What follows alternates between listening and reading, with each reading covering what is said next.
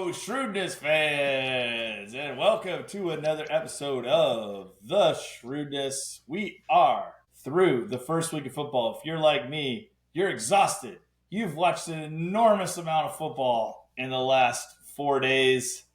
You had to watch the opener, then you had to watch on Thursday night, then you had to watch Chiefs game Friday night.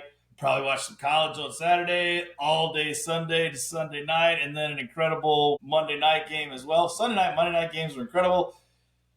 And hopefully you kept your head. We'll talk more about that later.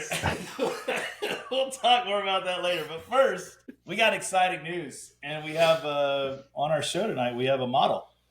Woo, model. She's good looking. Yeah, he does some, he's got a little side gig that he works some modeling. You know, there's a big demand for 50-year-old gray-headed white dudes. Neck gel. I do some neck gel modeling in my spare time.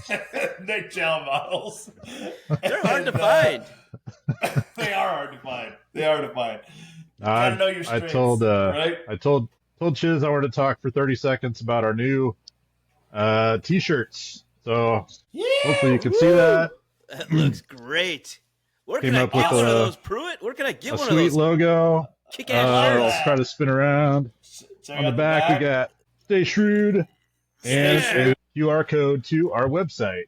So that's we will very soon have a link from the website to directly order T-shirts. For now, we're just doing different drops. So we're taking orders now for our the next round of these things. But super exciting. They look great. Who do we owe the T-shirt production? Who's the credit for the T-shirt production? We're partnered with a friend of mine who owns a company called Little Bear Graphics. Yeah, and they do all the ordering through the website. They do all the printing and screening and all that kind of stuff.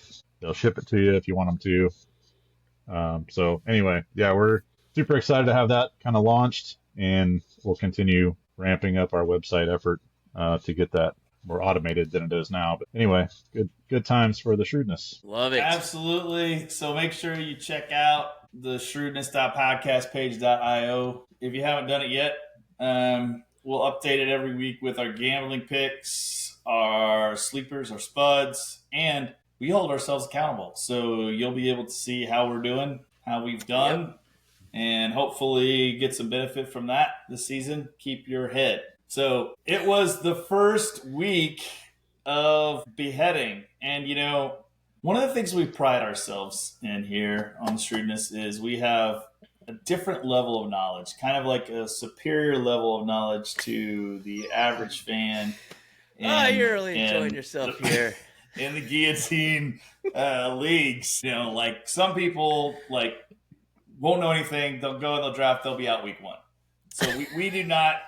That is not the kind of people that we have here on the podcast. So, you know, what happened was someone actually hacked into Dex's account in our Shrewdness Guillotine League and drafted for him. I think what happened is Travis Kelce annihilated my wide receiver on the third play of the game, resulting in 0 points for Xavier Worthy. So everybody out there, you had him and survived. You probably had Lamar Jackson or Josh Allen to pull you through to the other side. Yeah, did not have that. So went out by 2.94 points. So 1 catch for 20 yards, 2 catches for 10 yards. That is all that would have happened. And when you look at Hollywood Brown's line, hell, even Juju Smith-Schuster would have cleared it. Yeah. Yeah, sometimes a little bad luck goes a long way, Gio. Yeah. You want your dude to get hurt in the fourth quarter if someone's going to get hurt. Not on the third not the fourth play, right? Or for the George Kittle owners out there, like me, at least he scored before he got hurt. So yeah. And he came back and caught another ball before he really went out. Rough luck for Dex for sure. Yeah, but super unfortunate. Traditionally, like we've been talking on this podcast, and basically, if you get to 70 points, you should be good. I mean, generally speaking, like 62 is the traditional safe line. So even with the injury, I was like, I'm fine. And then just weird stuff just kept on happening.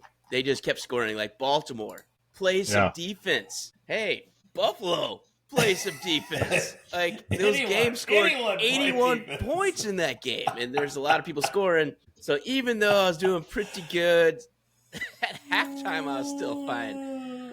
Started going downhill quick. So it's what it is, and that's what makes this game great. So this format is heartless. It doesn't matter how much research you do. It is. The team can be just fine.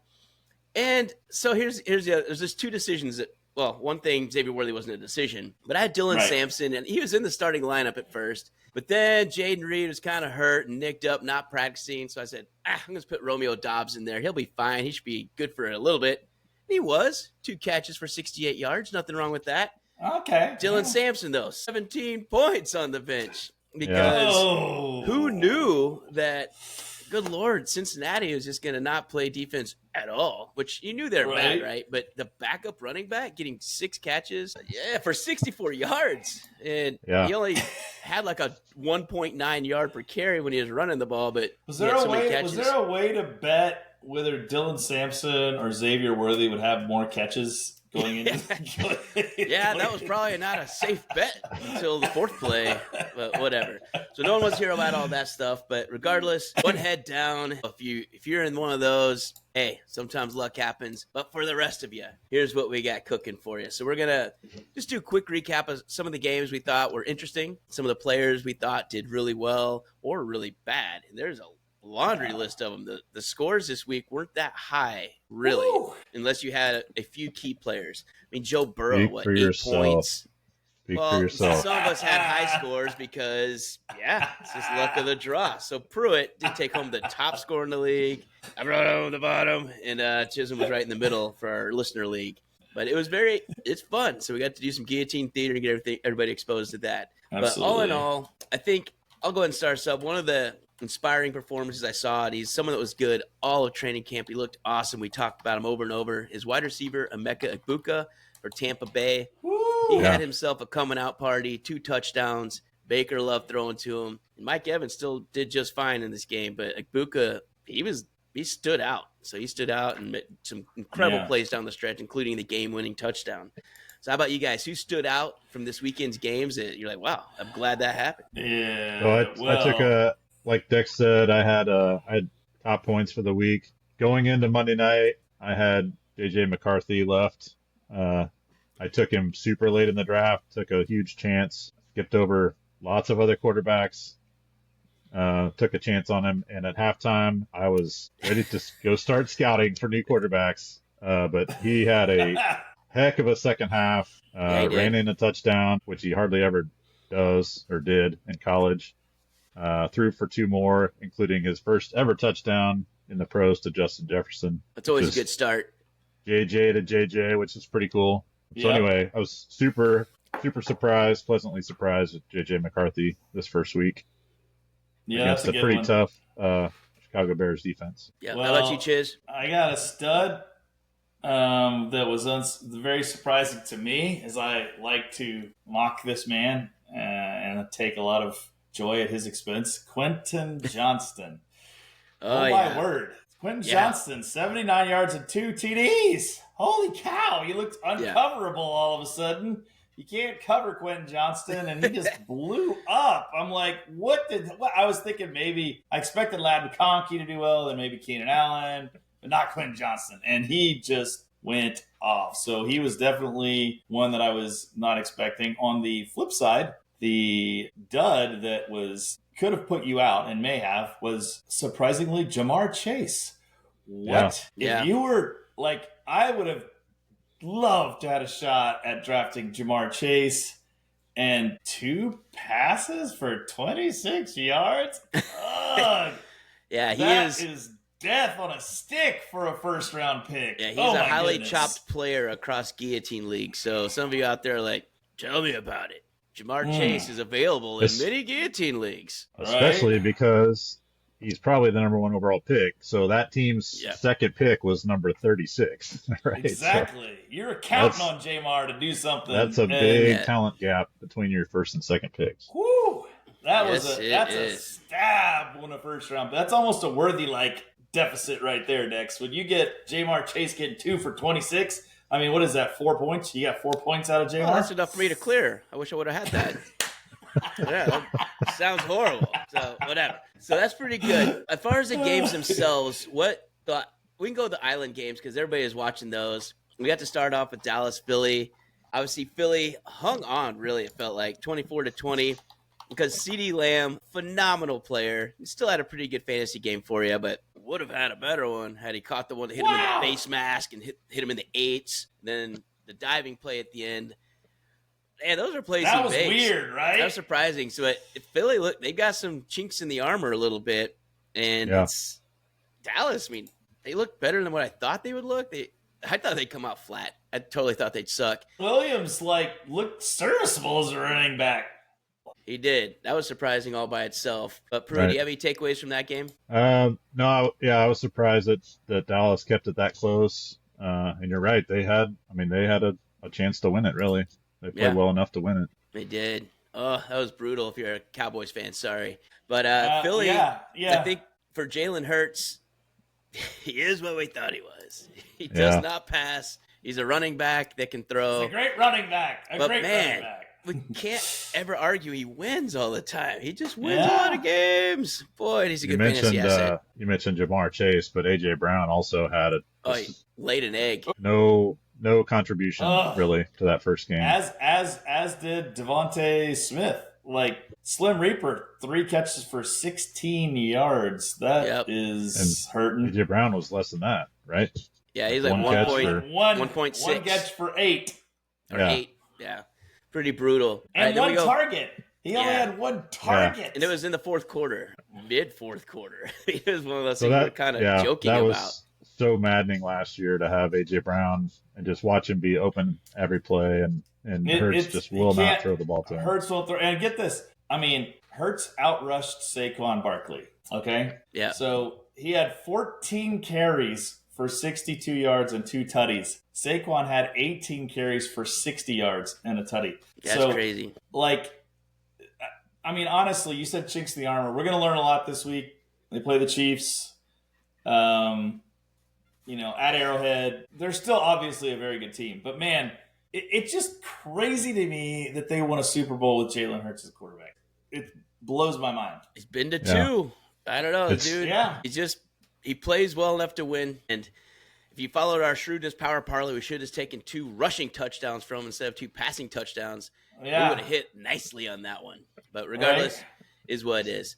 I want to jump into another game that kind of stands out to me as, well, for one, it's supposed to be a defensive struggle. Pittsburgh Jets. Pittsburgh comes out on top 34-32 on the road with old man Rodgers. Jeez, I don't know. He must have signed a contract with the devil. Like four touchdowns, right? And on the flip side, Justin Fields looked great.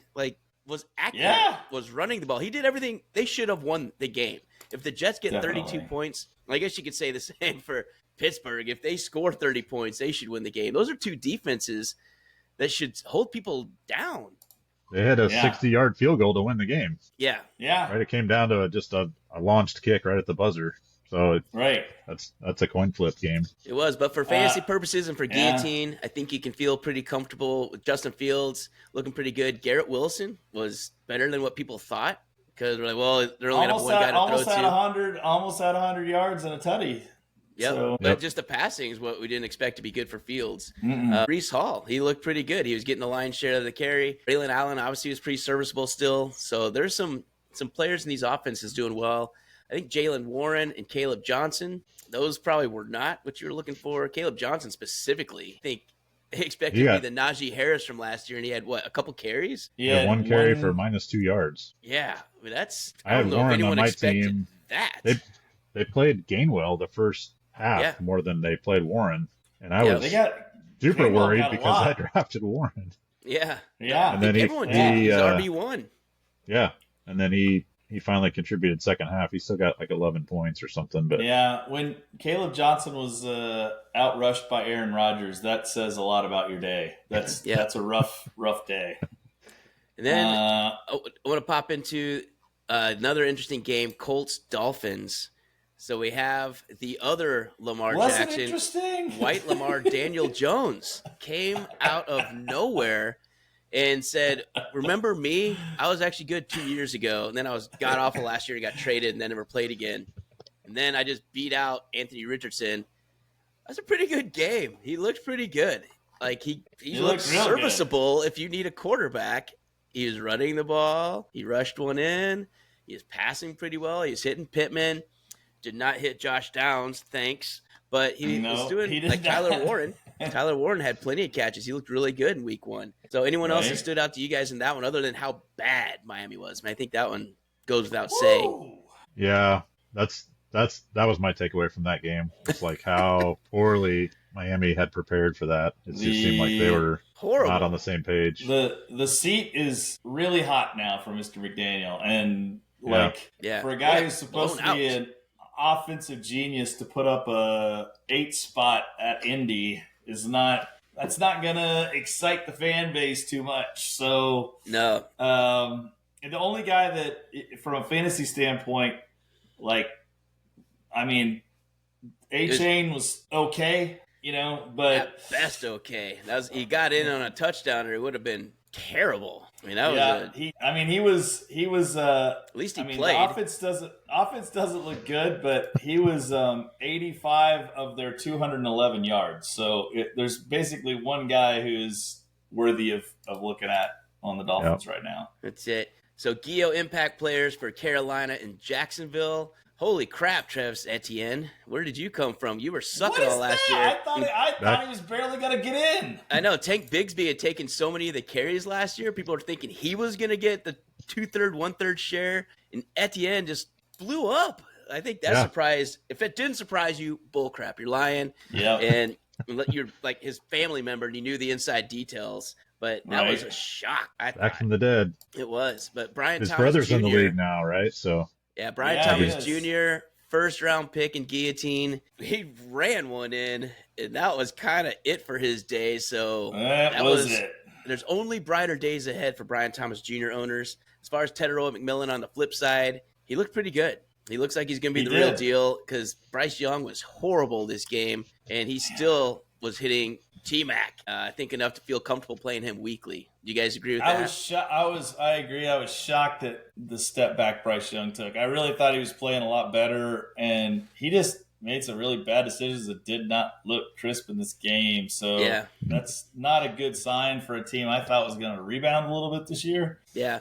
Do you think that taking Thielen out of that lineup and Jalen Coker got hurt like 10 days ago, and that was who they expected to kind of be that slot guy. So you basically lost your 2 safety blankets. I think that had a big impact. So I don't know. They just seemed to lose 2 guys that covered that area that he didn't have in this game. He didn't have any safety blankets that showed.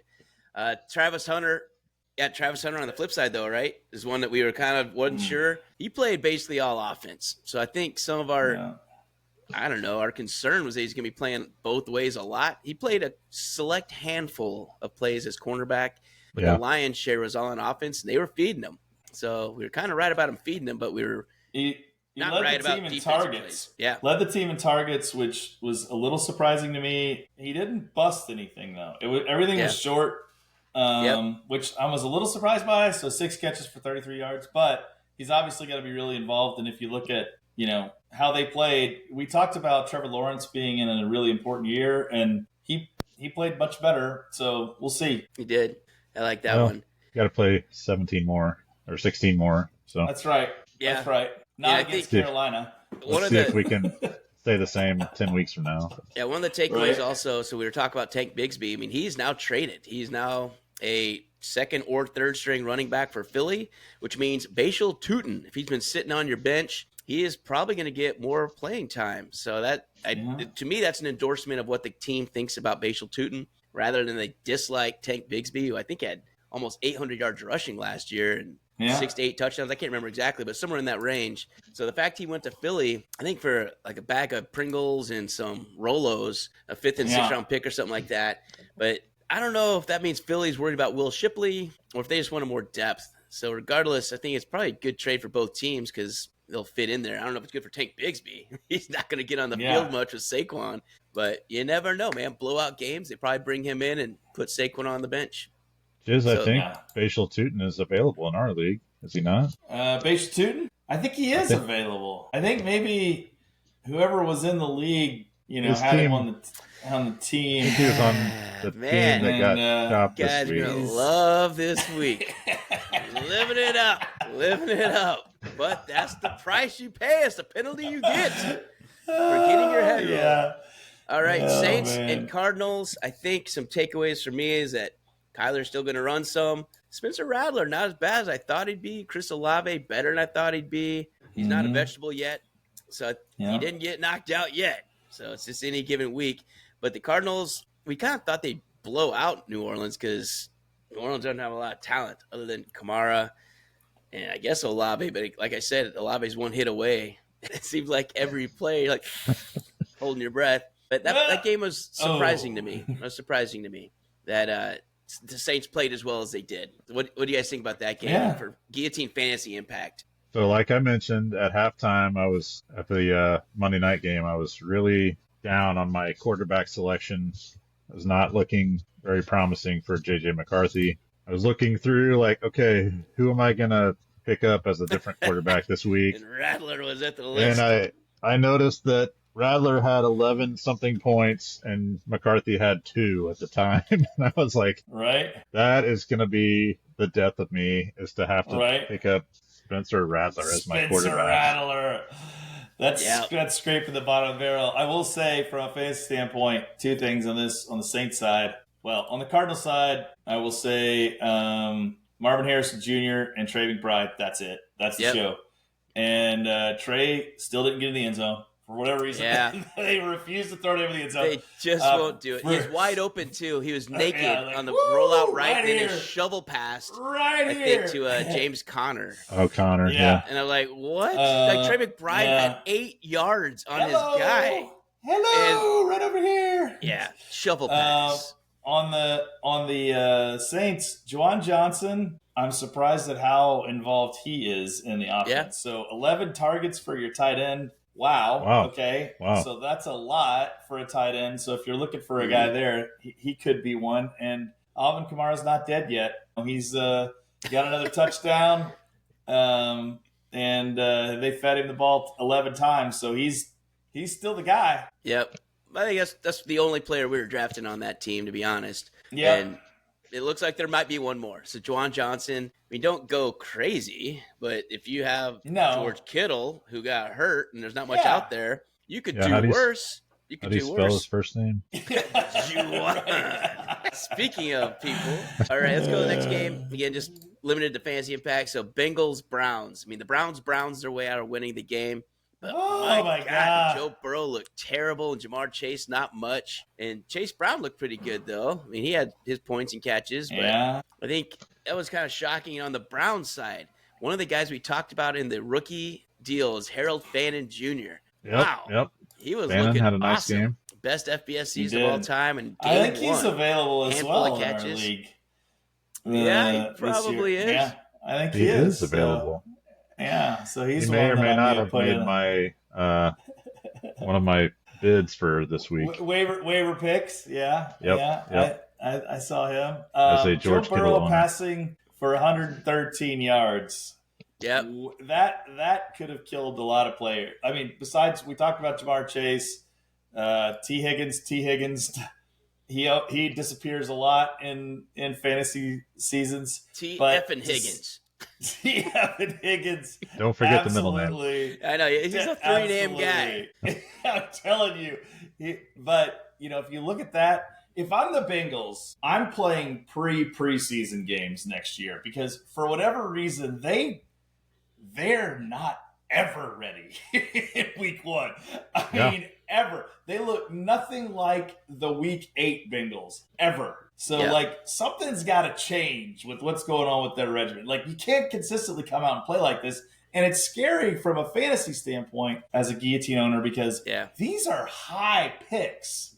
Like Joe Burrow, Jamar Chase, T. Higgins. These are guys you count on. And you can be out week 1 very easily. Yeah, first 2 rounds for all 3 of those guys. Right? Yeah, it's crazy.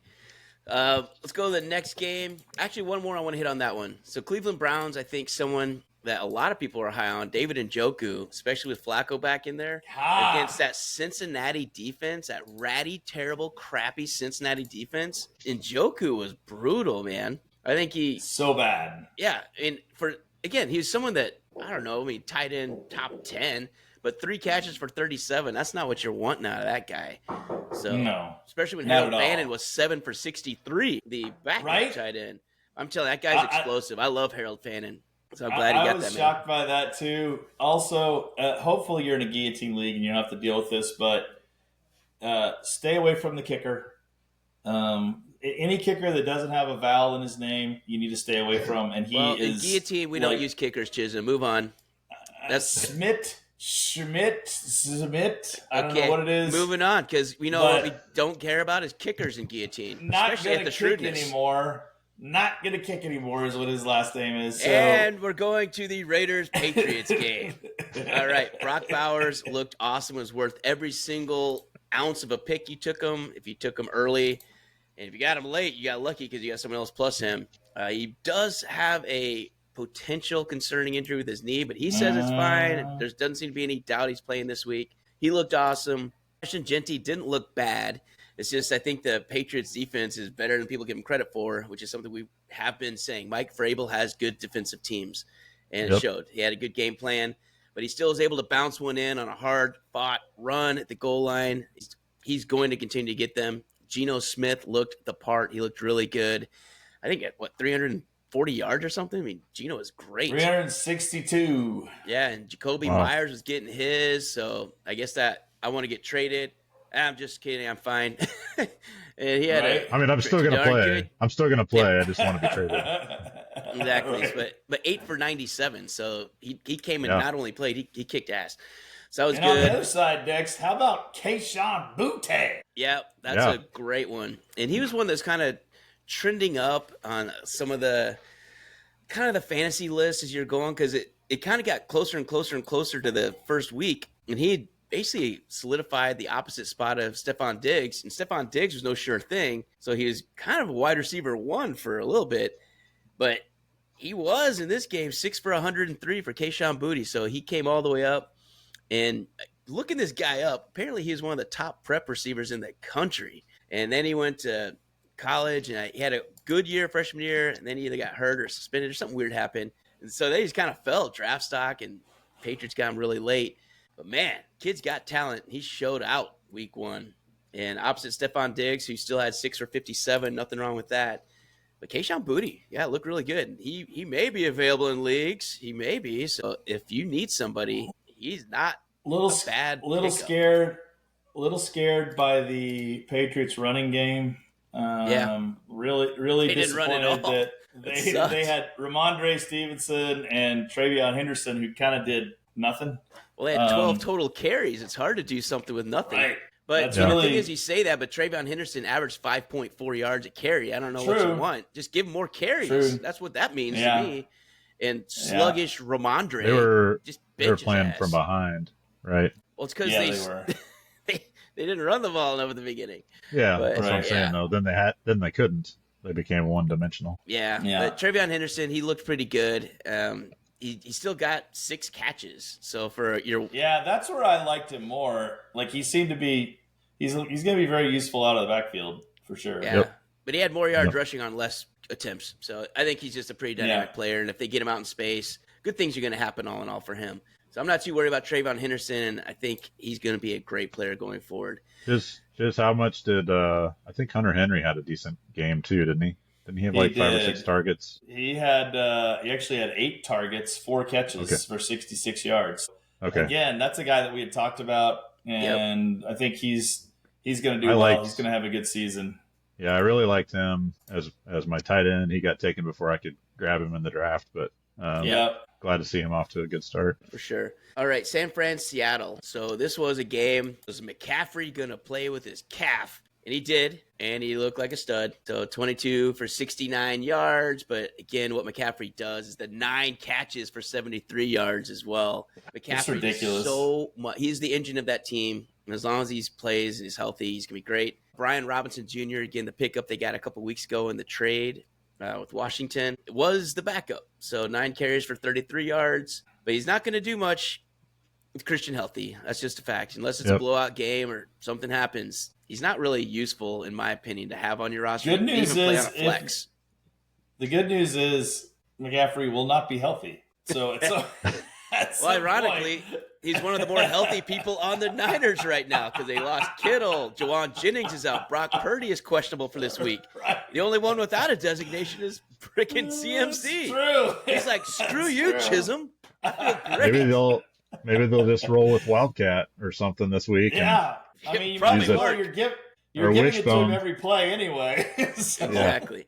But Jawan Jennings probably killed you anyway if you played him. 2 for 16. Oof, that kills. Yeah. George Kittle was 4 for 25, but at least he got that tutty before he went out. That was huge. Ricky Pearsall, again, I think he answered some questions. Can he be a number one wideout? 4 for 108. Yeah. He didn't get a lot. He didn't get a ton of. 7 targets isn't horrible, but 4 catches. Sad thing is that's the most targets besides McCaffrey, who had 10. Yep. Like, when your running back is getting targeted 10 times out of the backfield and carrying it 22 times, that is a one-man show defined right there. Oh, for sure. I mean, Seattle's seen the San Francisco 49ers play football before, right? Yeah. They know where the ball's going to go. Do they even play them ever? Is Right? it actually twice a year? Yeah. Not have a linebacker like guard against the flat pass to CMC. And I got to give a shout out. Old friend alert. Sky Moore had a fumble in this game, so he's At least still he showed Sky up. Moore. He got a stack. Right. He didn't get any catches last year, so he's off to a better start. He was wasn't he on your brother's roster? I think your brother was. No, He might have Dex, picked him I think your brother had him. Which on the is just bench. awesome. On his bench. I'm sure but my still, brother's going to have a great time. Give me a call this week. Say, hey, so my team's terrible, is it? Whatever. All right, on the Seattle side, here's some reason for concern on a couple for me anyway. Is Zach Charbonnet outrushed Kenneth Walker. And Kenneth Walker probably taken a couple rounds earlier. Yeah, and totally outproduced him. So 12 for 47 versus 10 for 20 for Kenneth Walker. So Zach Charbonnet continues to show well, and Seattle clearly didn't have a problem giving him more carries. Sam Darnold did not do great. 16 completions for only 150 yards. That is not impressive when we call that the business. Right. I don't know, but Smith and Jigba was, so that was good. 9 for 124. But then you go to Cooper Kupp. Like the opposite, he had to have had a pretty good game if Smith and Jigba had all that. 2 for 15. Just pedestrian.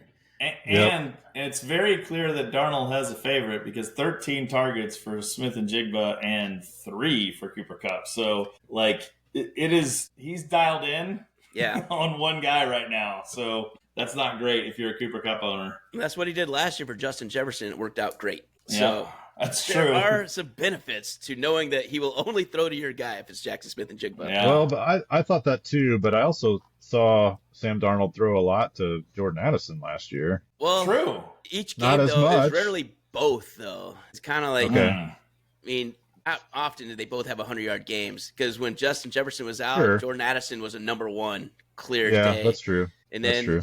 Hawkinson was out for a big chunk, and he came back, and it was a T.J. Hawkinson day one time, and he had 120. So just, I don't know. Maybe it's just a game plan, but we'll see. Maybe Sam he picks his guy for the week. He's like, hey, I'm throwing you a million times. That's my guy. Be ready. Well, until they play a lockdown corner, that's going to be the game plan, right? If they have somebody match up on JSN, then they're going to hopefully have to spread it around to other targets. That's it. All right. So briefly, I want to go over this last couple games because they're not really that interesting. Tennessee, Denver was what we thought it would be. Just a bunch of defense, not much happening. Spud alert. So we'll go into those in a minute. But the Broncos, Bo Dix didn't look that good. And Cortland Sutton was all right. No. But I think when you look at the running back, so R.J. Harvey is the one everybody wanted to get for Denver. And he did get some, but he only had 6 carries. But you're like, but 70 yards, biatch. That's true. Yeah. He had the big, huge run. So he had a 50-yarder. That's the only reason he did anything. Otherwise, he was 5 for 20, which is awesome, but it's not going to do much. So I still wouldn't feel super comfortable if I'm a fantasy player. Unless he's a flex spot and a flex spot only, R.J. Harvey should not be on your starting 8 as of yet. J.K. Dobbins dominated the carries, still at 16 for 63. I think it's going to look like that for the next couple weeks too, unless something happens with J.K. Dobbins. What do you guys think on that? Are you on that J.K. Dobbins take, or do you feel fine starting R.J. Harvey in your flex? I think you're right. I mean, we talked last week or week before about Sean Payton and his tendencies. He likes the veteran running backs. He's not going to give the young guy a shot until he's earned it, right? Yeah. So having one long run, that's great, and having 5, decent runs, that's a good start. But yeah, I think it's going to be maybe 3 to 4 more weeks before he's going to carry anywhere near what J.K. Dobbins is getting right now. Yeah, I would think too. Chiz, what do you think? Yeah, no, I agree. I don't think like the issue for him is if it ain't broke, don't fix it. And J.K. Dobbins has got a lot more experience. Yeah.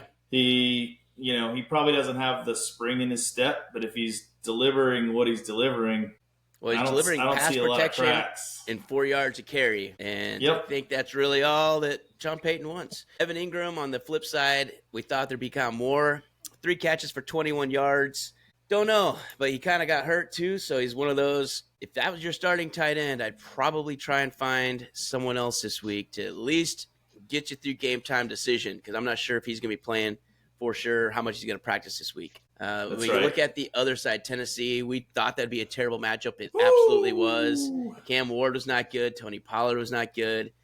Calvin Ridley sucked. I mean, it's just what we thought it'd be. But again, I think there's going to be better days ahead for the Tennessee offense. You're just not going to Mile High. That's a tough on start. Week 1. I mean, I can't imagine a first assignment for a rookie quarterback than that. Yeah. Maybe going against the Jets in the Meadowlands or something. Right. It was a one-score game. I will give Cam a little credit. He didn't throw a pick. He didn't turn the ball over. Yeah. So, I expected turnovers multiple from Cam Ward in this game. So, I mean, he was only 12 of 28 for 112. That's bad. But as a rookie starting, I mean, he almost outthrew Joe Burrow. So, I mean, that is true. I'll bet he had more than 8 yards the first quarter. Yeah, right. So, like my quarterback. But that offense is like, even not at Mile High, that's not going to be good. It's not going to be a good offense, regardless. No. So don't go here for your fantasy points, folks. They did. That's it. I mean, they did show. I thought their defense played well against Denver on the road. I agree. Yep. I mean, they did. Whether it was Bo Nix or a combination of the Titans defense and Bo Nix, they forced him to turn the ball over 2 or 3 times. And yeah, Bo Nix was way too loose with the ball, man. He's trying to force stuff for some reason. If he does that against any other team, they lose that game. Yep. The one knock that I had on Cam Ward, he took a really bad sack, lost like 15 yards, trying to do too much. Right, just eat it when you see that a 300-pound guy is coming right at you. Throw it out of bounds. Yeah, I mean, get out of the pocket, throw it away. Don't try to do anything fancy. Lamar Jackson did the exact same thing and then broke it for 20 yards and actually hit our prop bet on that one. So, sometimes it works, but it only seems to work for Lamar Jackson. So, yes. I mean, unless you're Lamar, I wouldn't try it. He's a little different. He is different. All right, let's go to Lions-Packers quick. The Packers, Chisholm, they showed up. They're your Super Bowl participant pick. Tell you what, I'm feeling good about my pick after week 1 because the Lions, they just took the Lions and went, just beat them about the head and shoulders. Yeah, that was frightening if you're a Lions fan because this is the Lions window we've talked about for a while. Yep. But their defense did not know it knew what to do. And they did a great job of mixing it up. If you look at what the Packers did, they passed for 188 yards. They ran for 78 yards. The Lions couldn't run.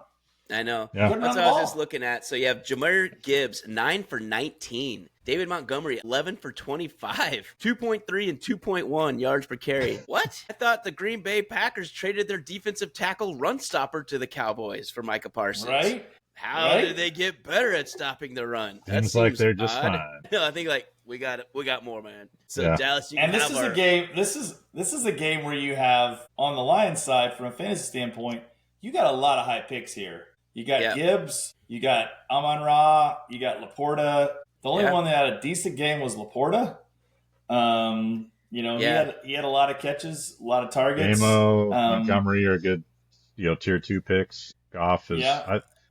So I think Goff is showing up like a lot of people predicted.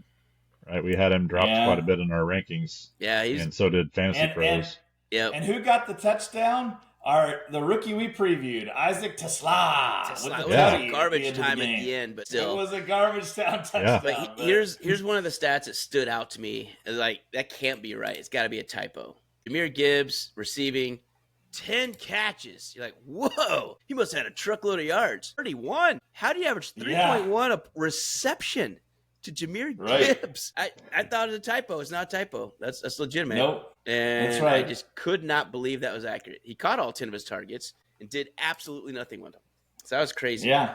But Yeah. anyway, anything else from that game that stood out? I think for the Packers wideouts, it's not going to be one It's you can a- depend it's a- on each week. They're going to It's be a whole rotating bag around. it's a whole bag of who knows every Yeah. week with the Packers wideouts. A bag of 2s and 3s, and somebody will step up each week. Golden had a couple of plays. Dobbs had a couple of plays. Jaden Reed had a couple of plays to include the touchdown, which is huge. But there's no way I Everybody's would getting count the on ball. a Green Bay wideout to be consistent. I That'd just, be a I just see a bunch of like C pluses lining up on the line. Like, Totally. that's it. Totally. And maybe I'll tell you Matthew what I Golden's did a like B in that minus. game. Yeah. I did like Josh Jacobs in that game. I like because he's still he's running really high. He didn't have a ton of yards, but he had a touchdown, I think. Yeah. He did have a touchdown, didn't he? you did. And Jacobs match went in. He is definitely the guy.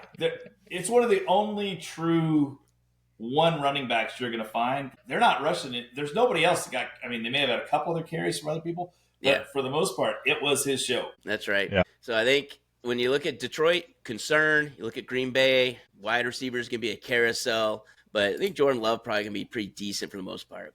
All right, Texans and Rams. We're not going to talk much about this. Puka Nacua is a badass. He came through. Yeah. He broke his skull, went into concussion protocol, still came back, went out again, came back again. He's a beast. Nico Collins, still really good, but Houston, I don't know, man. That offense does not look good. Nick Chubb was exactly what he thought he'd look like, slow and crappy. Yeah. So I hope he didn't spin the pick. I didn't even put him on our list. I mean, he ended up being serviceable, okay? So 13 for 60. That was all they did. I mean, it's not that bad. It's just the offense looked atrocious. So I don't know, CJ Stroud, man, maybe he's just not as good as he was year one, and that was the best he'll ever be. I don't know. It's that line.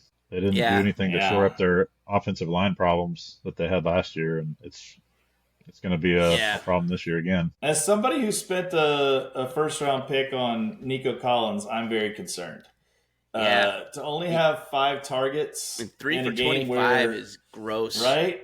And he is so good to have 5 targets in a game where like you needed to throw the ball. Yeah, you know, like that's not good. I don't like it. I agree with you. I feel like CJ Stroud is he really year 2 CJ Stroud? Maybe he is. Maybe that's what he is. I know. We'll see. LA is pretty good though. That defense, the defense is great. It's overreaction. It is. We're not overreacting. It's just that's right. I thought he'd show better in week 1. Is really what I thought. Observations. It's just observations. Just observations.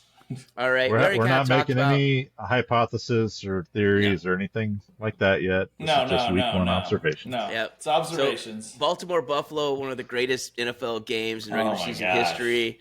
Jeez, I mean, you got Baltimore up 15 points with 4 minutes to go. It's in the bag. People are going to bed. People are leaving the stadium. And then you realize why Josh Allen has an MVP trophy in his closet as well. Yeah. Good Lord. He just made some plays. Guy made some runs. Even the tip drill worked his way. I mean, that was bullcrap to went to Keon Coleman. Yeah. Still, when you're Josh Allen and when you're these elite players, those tips seem to go into your guys' hand. It's just it is what it is. Lamar, you can't play a better game. You can't play a better game. Derrick Henry can't play other than a fumble. No. You can't play a Nearly better 200 game. yards, and he fumbles one time. Shouldn't even mattered. Shouldn't even matter. They have 2 aliens on that team. I mean, when you have Lamar Jackson is not human. The way he got away from some of those pass rushes, ridiculous, was like it was truly magic. And then Derrick Henry is like 78 years old, and he is still running, just still the baddest over man and in the by room, man. People. Still the baddest man in the room. Like Tennessee's just crying every stinking week. They're like, we thought he was done. We thought he was no chance. He's that guy.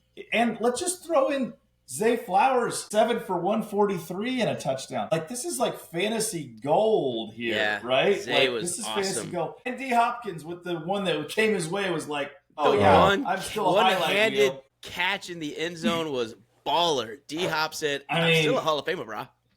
Don't forget about me. So I think he had one more catch late, and it was way less exciting than the first one. Yes. That first one was an amazing play. Awesome. I have to say though, if you're a Ravens fan, you have to start believing you're a little cursed now. Like, to have that kind of performance and lose the game is ridiculous. And if you're a Bills fan, you're probably irrationally happy because your defense is not good. It is not a good defense. It's really bad, but you have an incredible quarterback. And that's good enough. I mean, you look at the rest of their team, like James Cook, 44 yards rushing. That's not good. Like, receiving, Keon Coleman had 112 and a touchdown. I'm shocked. I don't think that happens regularly. What was that be honest. tip drill? It wasn't even to him. And that was for 25? Yeah. So, and then, I mean, it was kind of garbage time. That's what's funny is they were garbage time stats. It turned into winning games. They're like, what the hell? How'd that happen? Right. That's crazy. But That I think game there's some was if I wasn't a Chiefs fan, I mean the 13-second game, Chiefs and Bills from a few years ago, that will I think forever be my most amazed as a fan. This game was a close second though. I mean, it was really good. A really cool comeback. Well, and it just shows the importance. I know we don't talk about them, Dex, but it shows the importance of kickers, right? You had missed extra points in this game. There's a ton of missed kicks this week. The kickers had a horrible week 1. So Younghoe Koo could have tied the game, put that to overtime. We had multiple missed extra points. We had the Browns kicker missing stuff. We had everybody. The Niners kicker he was missing stuff. Pittsburgh made the 60-yarder to win it. Butker made the 59-yarder. Yeah. It's just the kickers had a weird week, and that's why kickers and guillotine don't go together, which is why I love not talking about kickers. But yeah, real life, they matter for wins and losses, but not in guillotine. It's your favorite. But yeah, like between from a Chiefs, segueing a little bit into the Chiefs, well, go ahead. We haven't talked to them yet, so go ahead. Yeah. I want to go one last game. So the Minnesota-Chicago game, Monday night, it was kind of ugly at first. Why do you want to talk about that game, Dex? Because it's awesome, and we may have seen just a young player take a huge step and get some confidence after a very rough first half. We were like, oh, my God, he's terrible. That was the chats that we were having in our Vikings chat group. Like, we may have really messed up. Oh, my God, why did we let everybody go? Can I have Darnold back? Can I have anybody back? Right. And then J.J. McCarthy had a second half. I'm like, well, that's actually not bad. And that was after the pick six. I was like, oh, pick 6, that looks pretty brutal. He was targeting Jefferson. But then after that, wow, he was hitting lasers and just looked good. And the offense looked better. And I don't know. I think that Justin Jefferson, while he had kind of a poor overall line, 4 for 44, when you look at the second half, you can be inspired. And I think hopefully they look more like the second half Vikings this year and get the dubs than they do the first half Vikings, which looked horrendous. So with the touchdown, he still had JJ still had 14 points or something, right? Yeah. Oh yeah, absolutely. But so he still had a great week. Oh, he did. Let me be your little black rain cloud, Dex, and talk a little bit about the Vikes. So the incredible JJ McCarthy threw for 143 yards. So against the Bears, all in the second half, and 2 tutties. And the Vikings were outgained by 60 yards against the Bears, who had Caleb. I have no freaking clue how to play quarterback in the NFL, Williams. That's why JJ beat him. Down Williams. He checked down so much. It's Caleb embarrassing. threw for 210. Okay? Yeah. He threw for 210. And he is a bad quarterback. Now, if you're looking at the fantasy side of this, Caleb Williams is serviceable. As a fantasy quarterback, 210 yards, a touchdown, and he ran for a touchdown and 58 yards. He's a serviceable fantasy quarterback. I am sorry if you're a Bears fan. You have to watch this crap every week. He's a horrible NFL quarterback. But from a fantasy standpoint, he's the only one I will touch on that team now. Because, I mean, DJ Moore is your one, and he got 3 catches. Like, come on. Yeah. Oh, and he Who are you paid the throwing price on to? one of I them. know, and he got absolutely thunder punched on one of them. I was like, I don't know if he's getting up. Jesus. Yeah. Right? That doesn't look He good. just destroyed. Running game, DeAndre Swift, 17 carries for 53 yards. Oh, my God. Yeah, Like, it's not the that best. is not productive. So that team looks really bad. If you look at the Vikings, Jordan I will give you Mason credit. looked awesome. Jordan Mason looks like the starter. Is what he looks does. like. I mean, he had twice as many carries as Aaron Jones. So take with that what you will. If you have an Aaron Jones on your squad and you wish you would have gotten the Jordan Mason handcuff and you missed him because someone else took him like the next round, woo! He looks like he looked good. He looked explosive. He did. Wow, Jordan Mason does look good. He was the most exciting thing for me. I mean, outside of Justin Jefferson, it's always exciting, but like I do worry if I'm a Jefferson owner right now. You need fourth quarter JJ McCarthy to be 4 quarters. JJ McCarthy coming here on out. Who do they have next? So I think we'll learn a lot in that game. Yeah, no, absolutely. So next week we get the Sunday night game, and by we, Minnesota. Minnesota has a Sunday night game hosting the Atlanta Falcons. So the Dirty Birds come back into town and are going to try and do their best 1998 impersonation, which would not be fun. That'll be a pretty good game, I think. It should be a good game, yeah. But still, I think the first real test that Mr. McCarthy's going to get on like, hey, let's see how legit he is probably. I mean, the Bengals are week 3, but the Bengals defense blows. I'm sure it's going to be week 5 when I have Bijan on bye. No, that's the Browns. I guess week 4, the Steelers, and then week 7, the Eagles. The Steelers will give him a good test, and then week 7, he'll get real tests, I think. And then the schedule gets tough after that. Okay. So that is our week 1 summary. Anything else you guys want to touch on just the games before we go into... Did we even talk about the Chiefs? Did we? We talked about Friday night? Yeah. We'll go totally into Friday night. Let's do Friday night. I don't think we talked at all about the Chiefs. I think we skipped right over it. No, let's talk about the Chiefs. I know. It's Brazil, right? So you talk about them all right, last. So Chargers-Chiefs, we knew it would be a tough game because Chargers-Chiefs games always are. Justin Herbert always seems to play really, really well against the Chiefs. And he did. God, he had like a back in the day Justin Herbert game, and Jim Harbaugh was like, I'm going to pass every play of this game. You only thought I ran the ball. That was what I wanted you to think. And then they did. And the Chargers, we talked about it, Quentin Johnson. God, he played great. And Justin Herbert, he played great. And Keenan Allen looked like vintage, like a fine wine. I don't know if he can do that every single week. Lad McConkey looks great. I mean, all of them look great. They all looked wide open, too. So yeah, all the time, which the Chiefs defense, they got better. I mean, on paper, they were really good last year, and they got better, but somehow this happened. I don't know, guys. What do you think? I mean, fantasy perspective, Arian Hampton for the Chargers looked fine. All the wideouts for Chargers looked fine. For the Chiefs, we didn't get to see Worthy, son of a, and we don't know what happened with how long he's going to be out. He's got a shoulder thing now. Sounds like it's week to week. He might play with a brace. What does that mean? I don't know. And past that, Hollywood Brown took over that role. So Hollywood Brown is now, he's probably on a team, though. I mean, especially for fantasy, for guillotine he should formats. Be, but if not, get him now because he's the one. That's exactly right. 10 catches for 99 yards. He took all of what Xavier Worthy's game plan was going to be. They slid him right into it. Juju then slid into the other one.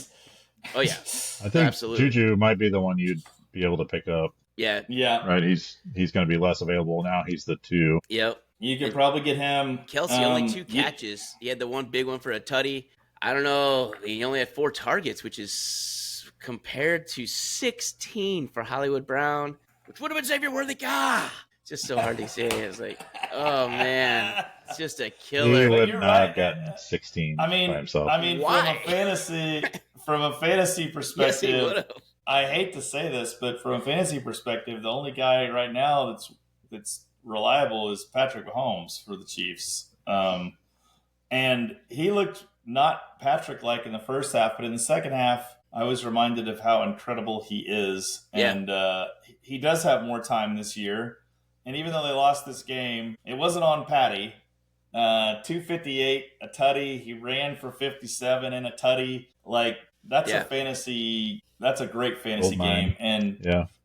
and that's with no number 1 or number 2 wide receiver. Yeah. Right. So he's a keeper. I agree. The Chargers look really good. Yeah. I don't know if the Chargers are that good or the Chiefs defense is that bad to start out. I don't know. Brazil, it's wonky. It's not real. But the Chargers definitely had a better game plan and showed up to play, which is normally not something the Chiefs, they always seem to show up to. And it wasn't a bad game. I mean, it came down to where they needed one more play, right? I mean, Still 27-21. They certainly didn't get blown out. I'm 100% confident if they make that stop that Mahomes drives down and gets a touchdown. That's right. Like Justin Herbert, what did he run? Like happens. 18 yards on the 3rd and 15 or something stupid, 3rd and 12. I don't remember what it was, but and to get into the weeds a little bit, this is where our boy Chris Jones, who is a phenomenal big game player, but man, every now and again he has a game like this. I looked at his stat line: no tackles, 2 assists. Yeah, 2 assists, and he totally blew his assignment on the very last play of the game where he was supposed to contain Herbert, and he decided to go for the sack and lost the game for him. So every now and again, Jones does a bonehead, and this was definitely a bonehead Jones game. Yeah, at least it was an effort play, but man, that's the one you need a scheme play. He wants you to contain the rush, but whatever. Right. I think if I'm most concerned for the Chiefs, the Isaiah Pacheco, 5 for 25 is not what we thought the Chiefs would be doing. It's not like they got down a ton. They just weren't very effective running it, but we didn't run hardly at all. Yeah. We ran 11 total times, and one was a jet sweep with Worthy on the first play of the game or second play of the game. That was it. So Chiefs just didn't run much. So I'd be concerned if I'm a Pacheco owner.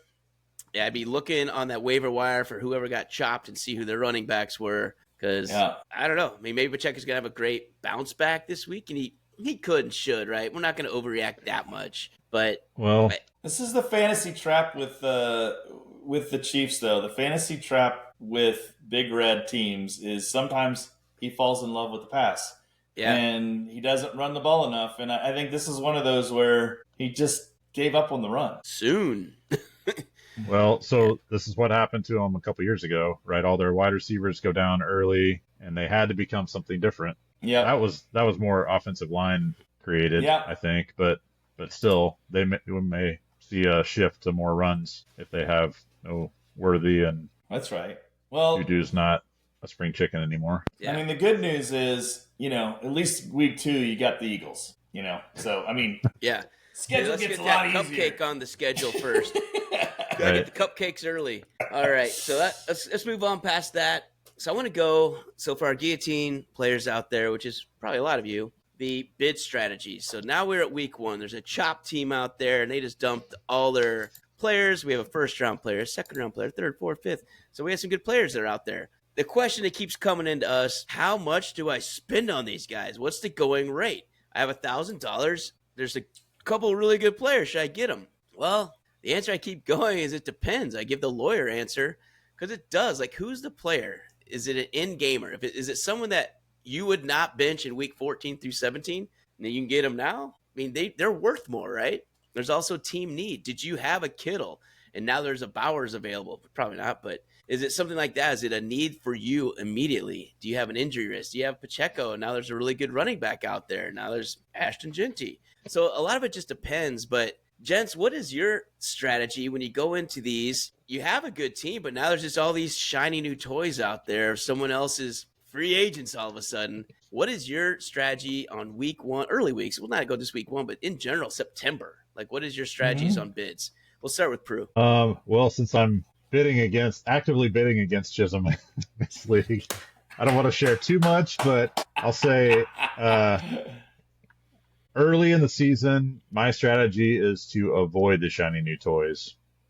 I'm perfectly happy upgrading my bench guys to instead of a running back 3 for somebody. Isaiah Davis, you'll take somebody else. Yeah, I'll get a wide receiver 2 or a whatever. Just small incremental upgrades for cheap. I'll spend and I'm gonna bid something nominal, $3, $7, $12, something like that.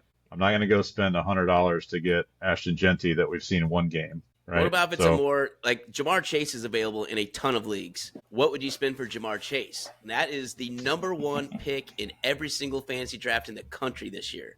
If he's available week 1, how much do you spend? I'm going to give you the lawyer answer. It depends. Do I have? What's the most you would spend if you lost your wideout? If you are now on struggle bus? If that's your weakest position. Yeah, if I'm a Worthy owner or an AJ Brown owner or something like that. Yep. Week 1, the most I would spend, I would say 200, knowing that I'll probably get outbid. That is a guarantee you'd get outbid. So so Pruitt's just not going to answer the question. You'd have to spend probably $400 to $600 to get Jamar Chase. And that's I'm going to spend 200 because I don't think. I mean, he could get hurt next week. He could, right? And that's the risk about buying the guys early, right? I mean, everybody got hurt this week. We had a lot of injuries. Totally. So it's just one of those deals. Chisholm, how about you? Yeah, this is the biggest mindset shift you have to make in going from traditional fantasy to guillotine fantasy. So the difference is in traditional fantasy, you're always wanting to make the team better. Like you're like, whoever's out there, I'm going to get them if they're better than what I have. So there's no downside to it. The way you have to think about guillotine is, do I need this player to survive? Yeah. That is the mindset you have to have. It's like, okay, if I have if Ashton Genty's available, and I have Josh Jacobs, and I have Isaiah Pacheco, let's say, like is it worth me spending $200 to get Ashton Genty instead of Isaiah Pacheco? Probably not. Like, is he going to get me that much more? Probably not. Do I need him to survive? Probably not. So, not a guarantee, right? Yeah. Right. So going to that kind of mindset, because it is exciting when you're like, wow, like this guy's available in our league and I wanted to draft him, and you're super excited because you're like, oh, now I can get another swing at him.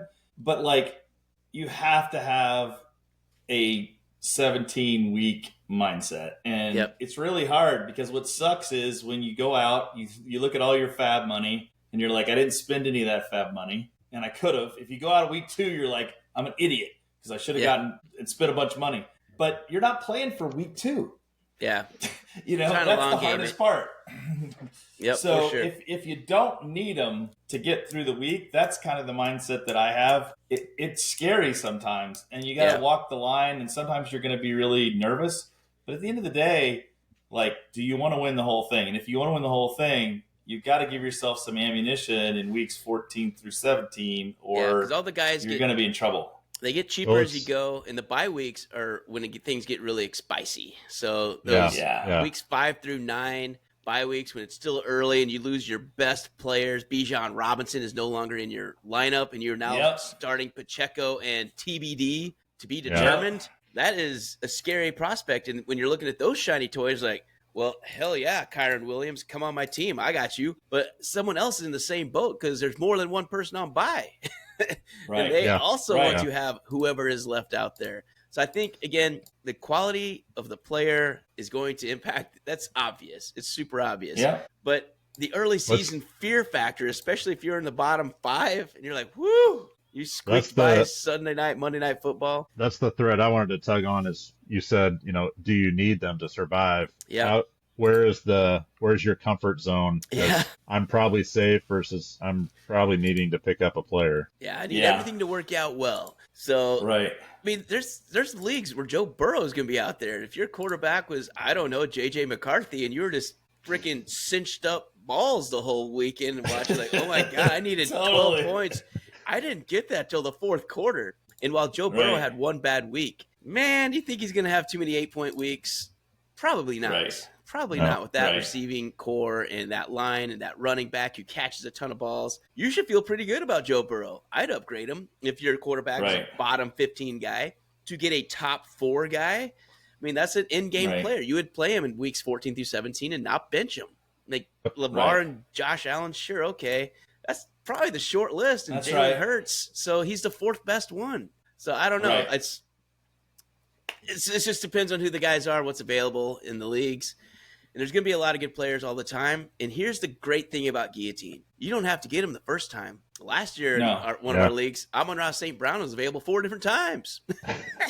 He just kept popping up for whatever reason. And it wasn't necessarily always bad weeks from him, but some dudes were unlucky. Travis Kelce was available multiple times last season. Yeah. So if you don't get him the first time, chances are, because only one team makes it, man. So by the time you're in week 12, you've lost 12 teams. So I'm going to go back to my earlier statement. If you're putting out bids based on conservative bids up front, and you're consistent throughout, you're going to land somebody at some point. Yeah, right. Nobody's can afford to spend 200, whatever. Yeah, you only get 3 or 4 of those guys for the most part. Right. So you start if you're still surviving, you're in the top half, predicted to be in the top half of scoring each week, and you don't need somebody, just stick with your plan of conservative bids, and you'll get a few surprise ones, and eventually other people start spending all their fab. You're left with the top.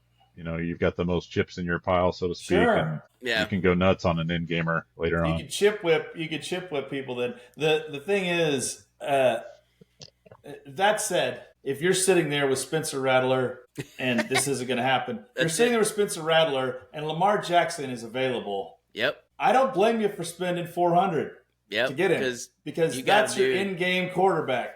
Yeah, that guy is going to be the guy that can take you all the way, and you don't ever have to think about quarterback the rest of your season unless he gets hurt. So, if that kind of scenario pops up, or Brock Bowers pops up, hey, he's the far and away number one, tight end.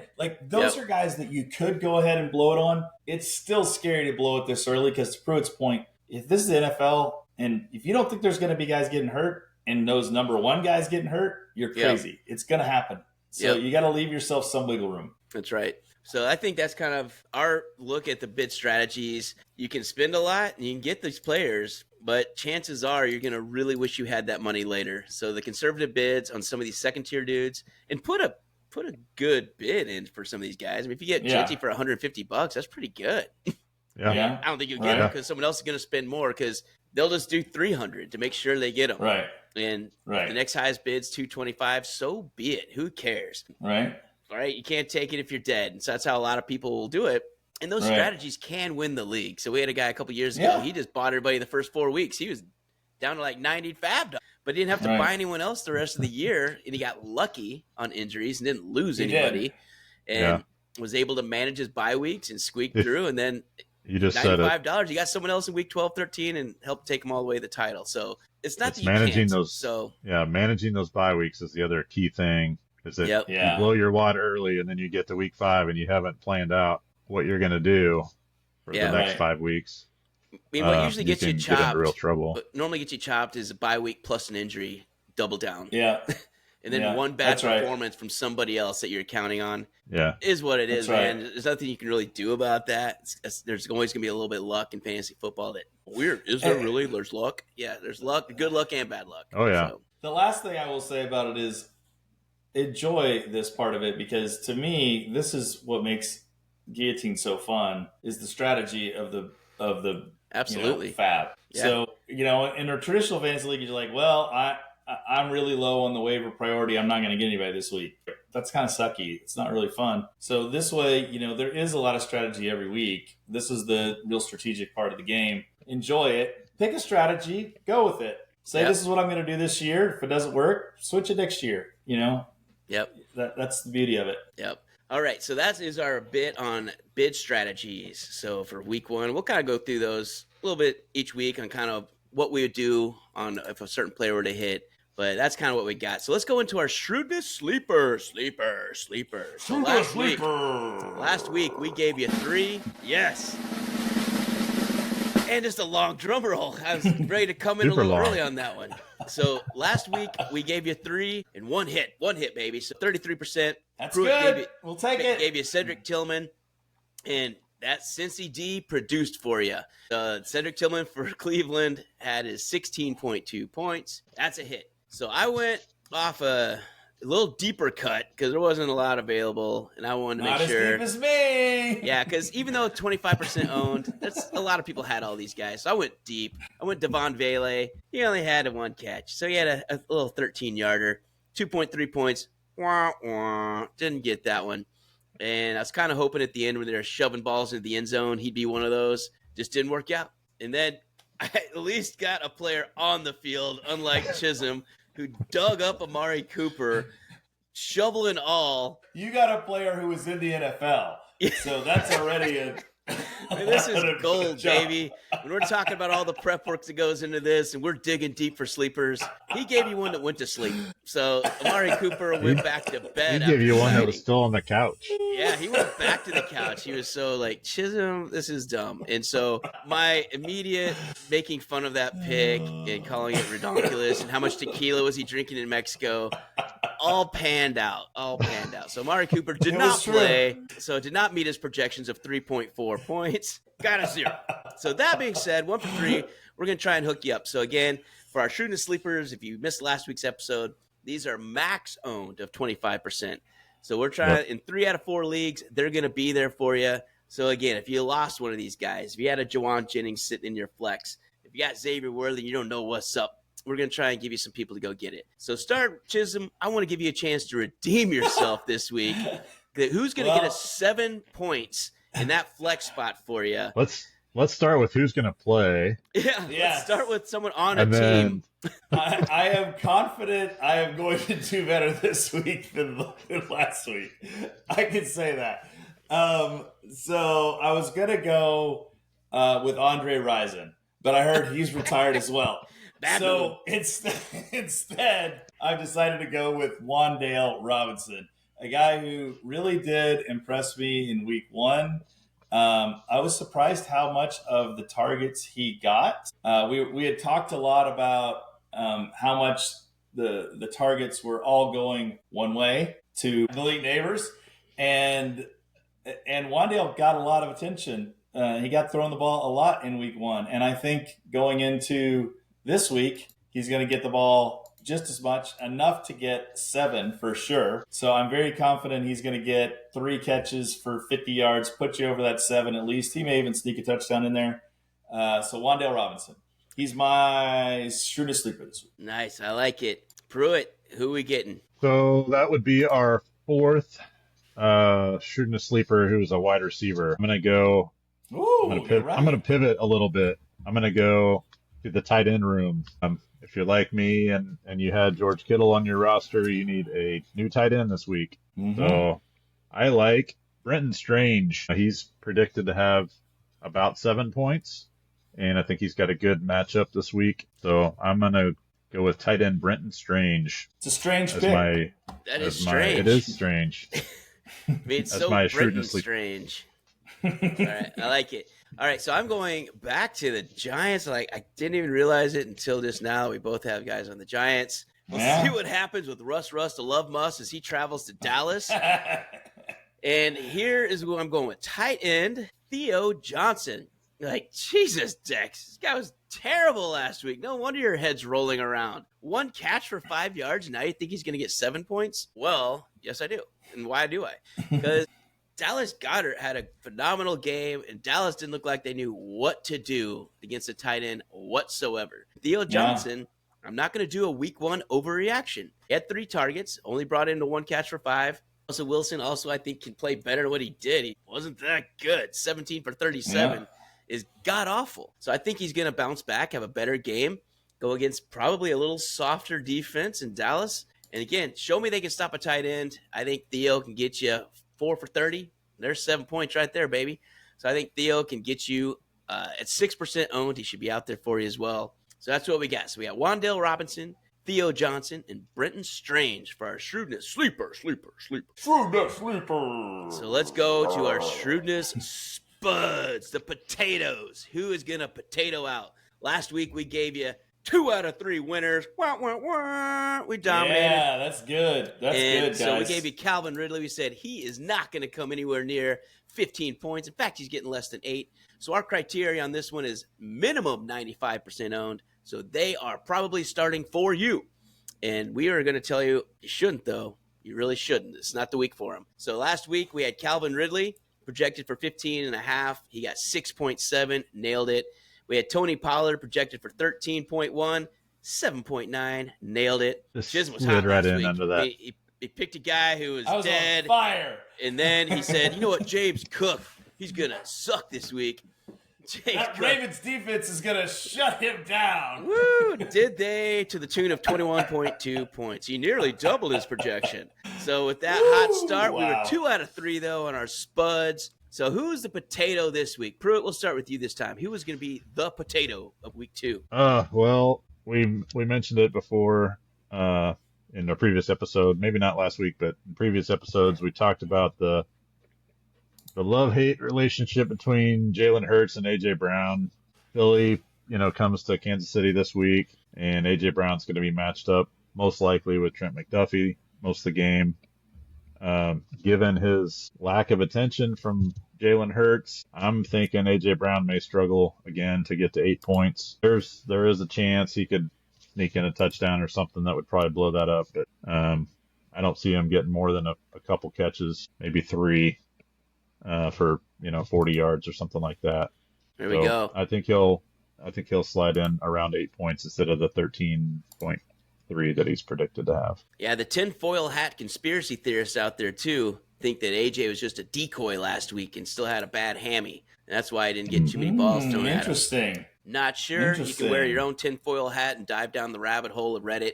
Don't know, but he did suck last week. So we'll see. It's not a bad one for a week 2 potato because he's already on the potato train.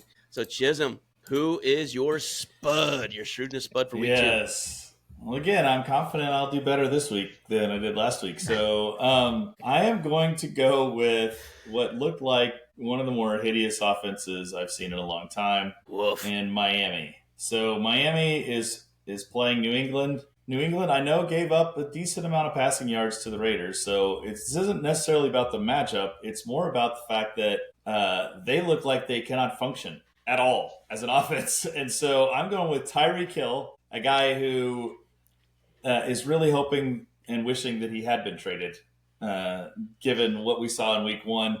Not a lot of targets, definitely not going to be a lot of deep balls. Remember old Tyreek running down, streaking down that sideline? It's not going to happen with Tua throwing the ball. Yeah. And I don't see Tyreek getting fed nearly enough to do well. I think you're going to see a lot more of the A-Chain show, a lot of A-Chain out of the backfield, catching, a lot of A-Chain running. Tyreek, maybe 1 or 2 catches, but not a lot. So he is my pick for less than 8 points over 95% owned. Mr. Hill. I like it. And here's the other thing on him. He might not be playing either. He might have picked another dude not playing. So hours ago, Tyreek Hill accused of multiple instances of domestic violence in court filings by a estranged wife. Woof. That's not good for the old status of the head getting ready for game day. I mean, he's probably playing this week, but yeah, how could you play if you got a whole bunch of court filings? I know maybe he is used to it. Didn't last year like he got stopped by the police on the way to the first game of the season, didn't he? And actually had a pretty good game. Maybe he got his mind on court and he did way better. It's like, I love getting in trouble. It's fun. So who knows? So Tyreek Hill, gamble. I don't think he's going to be suspended or anything yet, but we'll see what's up. All right. So I was going to take Jalen Waddle, and I was like, nope, I'm going with someone else. We can't go the same team again. So I think he may be a potato too, but my potato of the week, my spud, is Kenneth Walker III on the road at Pittsburgh. He didn't look that good very last week. And Pittsburgh is going to be embarrassed. They gave up that many points and everything to the Jets. I think they lock it down week 2. I think TJ Watt's going to be a force. I think they're just going to be what they do. Pittsburgh at home is hard to beat. They're tough to play. Yeah. And Kenneth Walker is going into a bad spot to want to go have a good game. I just think he's not going to do much. So he's projected for nearly 12 points. But the amount they're using Charbonnet for Seattle really gives me pause. And going into a tough run D on the road across the country, these West Coast teams generally don't travel well to the East Coast anyway. Kenneth Walker, spud of the week. So our spuds are A.J. Brown, Tyreek Hill, and Kenneth Walker. If you got them in your lineup, I hear you. You probably have to start them, but don't expect great things. This will start becoming these sleepers and spuds will become a lot more useful in buy situations and a little bit later on. Like pretty much like you just said, Dex. You got to start these guys. Yeah. It's unfortunate, but Yeah, Right. is But what it at is. some point, you'll have, a better team. You'll improve your team if you stick around 5 or 6 more weeks, and you'll get to the point where it's like, yeah, am I starting AJ Brown or am I starting, Yep, fill in the uh, blank. Tyreek Hill. yeah, Right. Tyreek Double Hill? potatoes. Sometimes you're like cooking with the mashed potatoes, and that's what you got.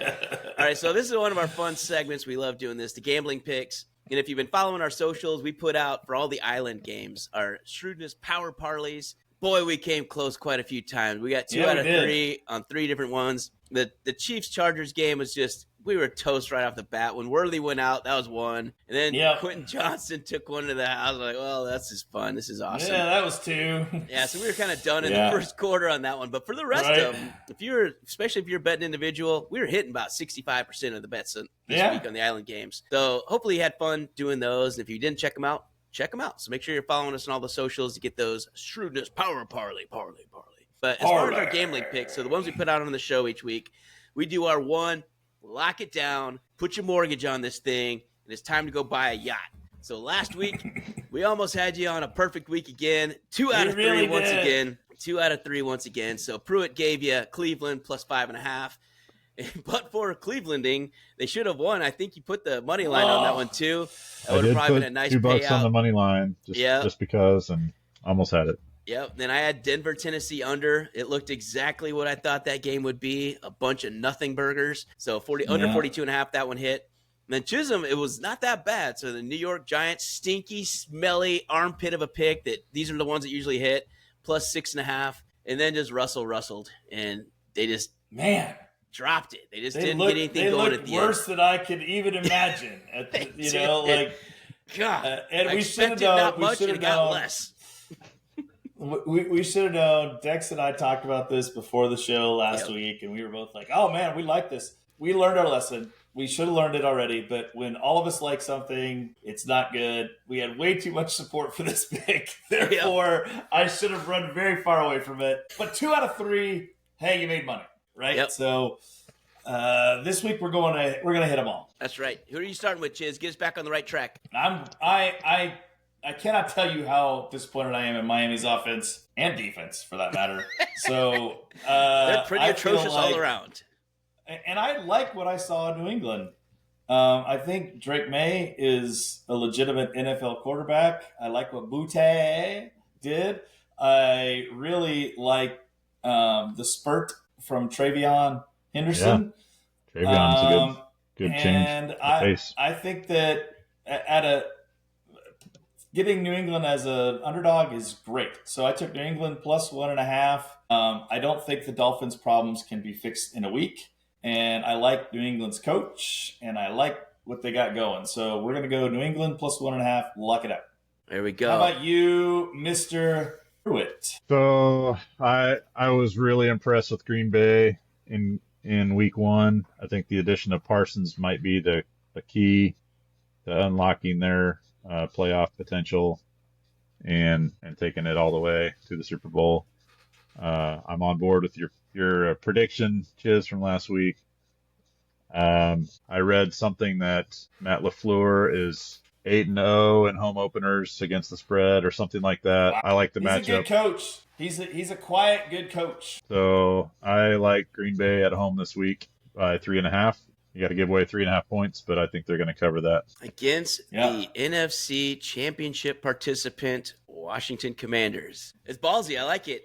And you also kind of went offside what we normally do. We normally don't do our island games separate bets, but we'll let you this 1 week. That's right. Not take a Sunday slate. I didn't pay attention to that. Is that a Monday night? It's a Thursday night game. Oh, okay. So that's all right. You have to get this one in quick, boys. You have to get this one in when you hear it. So we are doing Green Bay minus 3.5. All right, I'm doing one that none of the other guys like, which means I kind of like it even more. So I am going to the stink of like how atrocious Cincinnati was. Like, basically lost to Cleveland. But for Cleveland being Cleveland, should have lost to Cleveland. True. And I'm going with the old, let's go. They're going home, and they are going to be playing with a 3.5 points. Now, I hate the hook against the Jaguars. So they're home against Jacksonville, who looked good last week. I'm not going to lie. They looked pretty good, but they didn't look that good.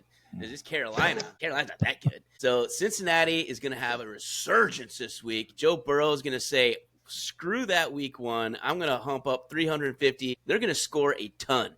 And they're going to score about 4 more points at minimum than the Jacksonville Jaguars. So take it to the bank, baby. -3.5 Cincy. There you go, Tommy. I'm going all in with you on this one. All right. I like as an added little nugget, I like the over in that game a lot.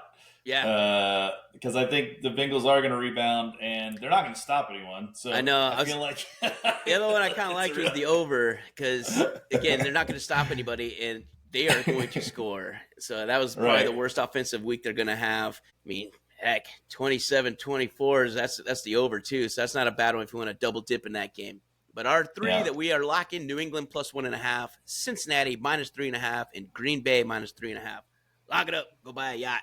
Let's go do this thing. Absolutely. So I think that's going to wrap us up. So thank you for listening. Hopefully some of these tidbits can help with our strategies, kind of game recaps, what we saw, didn't see. If you didn't have Red Zone TV and kind of watch everything, we did it for you. Got some gambling picks. We got some sleepers. We got some spuds. I think that's going to do it for the week. So good luck. Keep your head attached in week 2, and we'll be right here. Buy a T-shirt. And buy a T-shirt, baby. They look great. Show me it, Prue. Looks good. Can't wait to Here's get mine into the mail. Here's the monkeys. There we go. All right. Till next week. Stay shrewd. Stay shrewd, everybody.